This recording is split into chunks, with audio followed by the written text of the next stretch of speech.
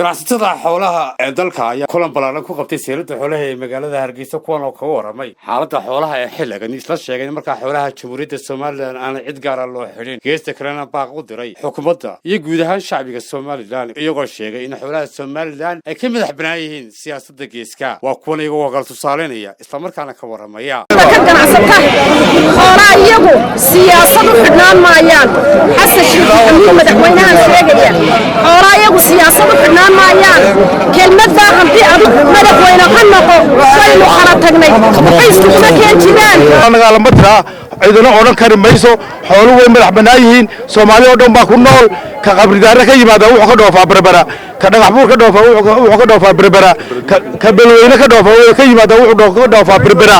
xoolaha Soomaaliyeed la siyaasadayo xasan sheekh waxaan leeyahay arrinka waad ka dhacday xoolaha siyaasadaynin xooluhu waa lagu nool yahay Soomaaliya oo dhan baa ku nool ka saylac jooga ku nool ka bulxaar jooga ku nool ka jooga baashi baa ku nool kala yiraahdaa baydhabo jooga ku nool ka jooga xamar weyne jooga ayaa ku nool ka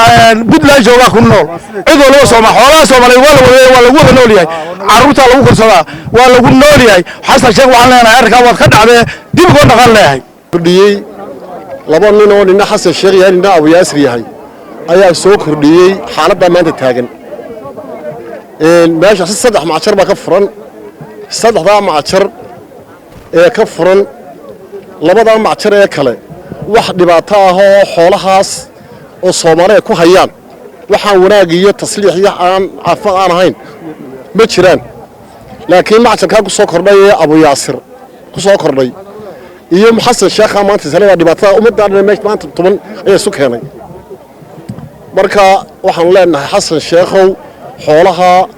70 sanadood ee Soomaalidu ilsiga Soomaalida ay ku socotay Saudi Arabia ha siyaasadayni neefka ka yimaada NFD iyo neefka ka yimaada kilka shanaad iyo ka meel kasta ka yimaada ama bootaas ku dhoofa ama diktaab buu ku dhoofa wax siyaasadeeya maanta koorto oo neefka maanta siyaasadeeya waxa weeye waa xasan sheekh horena waan uga hadalno waxaan ninka Abu Yaasir leeyahay ee ku soo hoos dhumanaya xoolaha ee tuuganimada waxa ay hal sayradda neef laga iibin maayo hal neef laga iibin maayo meelaan lacag laga haynin jaabirigu 25 sano buu saxay halka 20 milyan diibso maalintii asar ku dhigay lacagta shay lagu yaabo maayo siisaba dalka u yeelana ka leexan maayo waxaan leenahay ninkaas xasanow ninkaas wadanka ka qabo waxa aad soo saxayso mana shaqaynayso in xoolo halka ka dhoofiyo nidaamkaas oo yimaado madaxweyne amba Puntland loo magacaabo amba Somaliland amba Soomaaliya dawladdaanu jaarkan ee Soomaaliyeedna ee madaxweynayaashu wixii ka dhaxeeyay ka wada hadlayeen iyaga u taale anagu sayladani makaanu taaganay magaca Soomaaliyeed nimaan joogno saaka wax ka iibsanayeen ma jiro dad ka xoroobay baan siyaasadaha ay isku hayaan dawladdaanu jaarkan nahay ee xamar iyo dawladaha ka dilaacay anagu Soomaaliland baan la yiraahdaa waanu ka madax banaanay Soomaaliya sida caalamkuba maanta u qaadaa dhigayo xoolaha iyagu takada berbera waxay kaga dhoofaan waxaan cidnaba laga sheeganin haddii uu ka yimaado koonfur iyo haddii kilil ka yimaado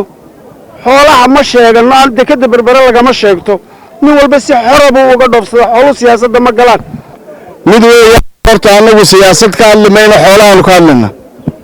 xoolaha halka taaganay imanka seelada aanu joogno seeladii Hargeysa joogna waxa laaliyo waxa diyaaf laga iibsanaya ma jiro dekadiina waxa xilay xasan sheekh iyo Abu Yaasir waxa weeyaan anagu xidhnaan mayso dekada tuugtaas sulaakooday yaas ee ku sulaakooday laba nin oo kaliya ila kow taqaaradood meelaanu ka dhifin xoolaha Soomaaliland jooga ma jirto hadday boosaaso ayaa haday tahay Puntland iyo haday tahay Itoobiya meelaanu ka dhifin xoolaha Soomaaliyeed ma jiro waa firi xoolaha ganacsigu waxa weeyaan intayaan inkaar kugu dhicina waxaan ku leenahay horta inkaartii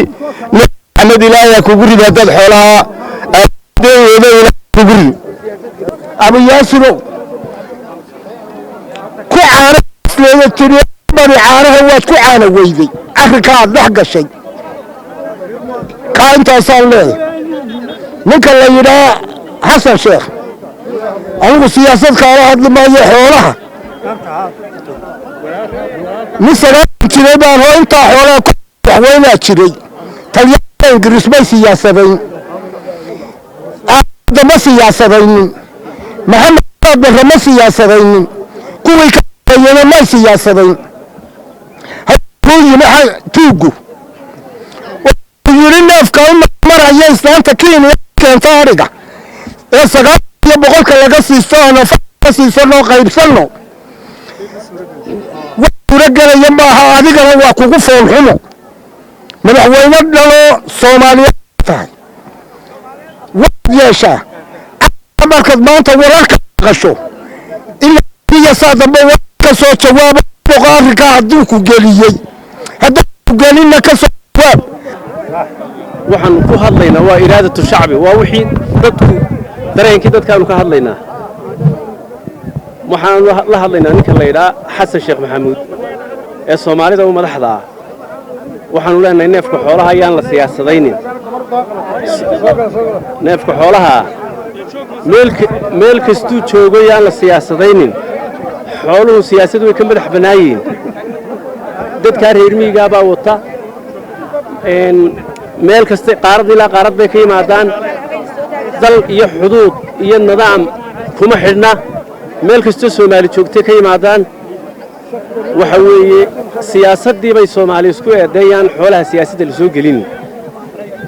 marka meesha ku jira waxa weeye ninka Abu Yaasir Leeyra ee halkan hortay laga sheegay waa nin tuuga nimaan lacag ku lahayn ma jiro mujtamaca meesha jooga xasan sheekh maxamuud neefka xoolaha hadduu faraha la galo waa dhiiqadii uu sheegay dhiiqadii uu faraha la galiya dhiiqadii uu la galiya waxaanu leenahay yaan la taaban neefka xoolaha ninka carabka ee la sheegay tuuga ee ummadda meel walba lacagta laga leeyahayna yaan la noo keenin haddii la keenana ammaan darra dhici doonta hadduu dekedaya waddankayga yimaado annagu jaabir baanu naqaanaa kaasaa qof kasta oo islaanta reer miyiga marka la yiraahdo xoolaha jaabir baa laga iibiyey